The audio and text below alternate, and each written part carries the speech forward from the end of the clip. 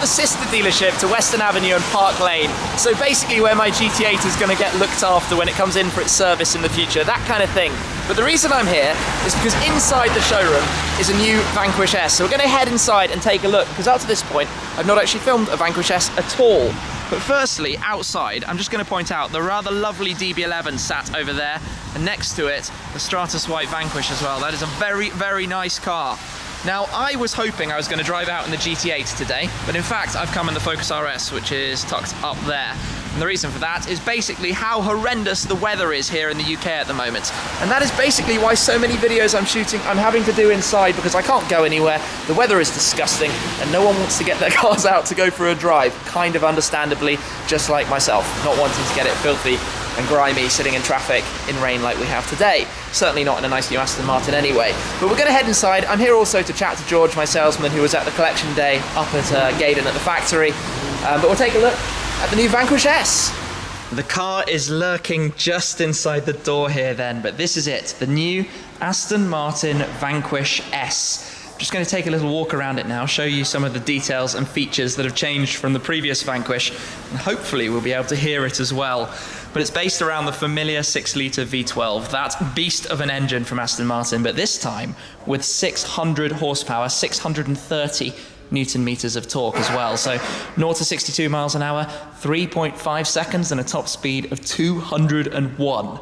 That basically makes it the ultimate super GT tourer. And it's available as a coupe and a volante as well. So a couple of features that you might immediately notice. Firstly, quad tailpipes, 2 on each side. That's different versus the former Vanquish. But you also have this accent pack, so it's completely reworked diffuser and front bumper too. In this case with the grey paintwork with the red accents, which look very nice. New wheel design as well, although I'm not entirely sure that would be my choice, but nonetheless, individual tastes. At the front, you've got this slightly more aggressive shaping to it as well, with the lower carbon fibre front splitter, with those sort of winglets at the end, and also a new grille, because the Vanquish used to have the slatted grille. Now it has this sort of Vantage style race car front carbon grille. Come and have a look at the inside. It's got a new type of quilting as well. Does look nice, doesn't it? Everything in here with the red stitch, even the quilted roof too. I think it's called spirograph design. The 177 style steering wheel. Let me come around to the driver's side. Show you that. Such a nice touch. Everything about this is just super lovely, and it smells so nice as well. Completely brand new in here. It's the 2+2 seating configuration, so you kind of have these half seats in the back. They're not kind of real seats, but you can just about squeeze somebody in there. I'll point out the carbon fibre as well. It's this kind of natural rather than weaved carbon. So let's close that. I'm going to come back actually around to the passenger side because I want to open up the engine bay and show you in there. After all, it is one of the absolute highlights. That's down there. Oh, that's new as well, having these grills in the slats on the bonnet rather than the mesh, and the mesh down here instead. So let's find the catch. There it is. Which way does it go? There we go. 6-litre V12. And I can assure you, that sounds amazing.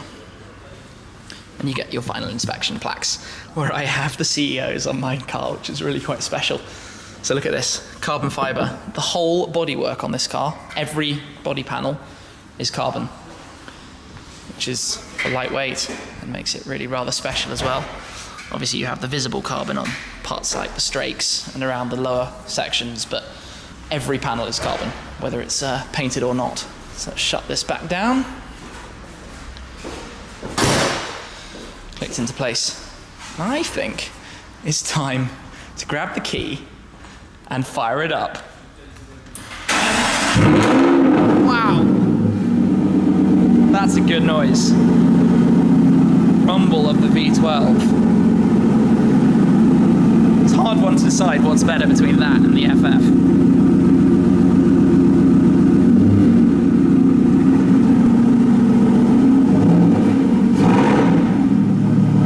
Sounds like it wants to be moved, really. So it sounds rather awesome and it looks brilliant too, but a couple of other things just to point out. Firstly, carbon ceramic brakes, of course, plenty of stopping power for this thing. After all, you want that if you're going over 200 miles an hour. It's got the 8-speed Touchtronic III gearbox. The first Vanquishes had the 6-speed, that was upgraded midlife to the 8-speed, and obviously the Vanquish S has the newer gearbox too. But wouldn't it be rather nice to take it out? Unfortunately, that won't be happening today. This is a car that's not registered here in the showroom, but hopefully I can arrange something, a press drive at some point to give the new car a go. But for now, I have to say farewell to it and head off. Just before we go, a quick glance at this car, which is the Stratstone Mayfair dealership, one of one. It was built in 2014 to celebrate them being the best-selling dealership, and it has all of the red carbon around the car, even here on the side strakes, which is rather nice. But I am now going to jump into the Focus RS and fire it up with my new Mountune exhaust system. Door pocket's full of packaging and stuff, but this does sound good. Oh yes. Oh dear. Right, I'm going to get on the road and talk about some things after I filled it up. Well then, back on the roads, back enjoying the Focus RS with the new exhaust. Those pops are ridiculous. It is pretty wet and grim though, and I am so sorry that this has affected my videos recently, but the weather in Britain, I don't know what it is at the moment, but everywhere you go, every piece of tarmac and road is just muddy, like coated in this layer of grime, which means nobody wants to get cars out, and let's face it, for me, filming out in the rain is no fun either. So it's kind of affecting my videos, and I'm sorry about that, but hopefully, in the not too distant future, it's going to get a little bit brighter and cheerier. But it was nice of Stratstone Amersham to let me come by, have a look at the Vanquish S. Like I said, I'd love to take one out for a drive. I think it would be an amazing car. That is obviously, that car's for sale, but way out of my price budget before anybody thinks I'm potentially looking at that car. Unfortunately not. But it was nice to catch up with George and the team and chat about things for the GT8 this year and getting it sent around, shipped and things, and other plans, stuff that you don't necessarily know about that's coming with the GT8. It's going to be awesome, so stay tuned for it, as always.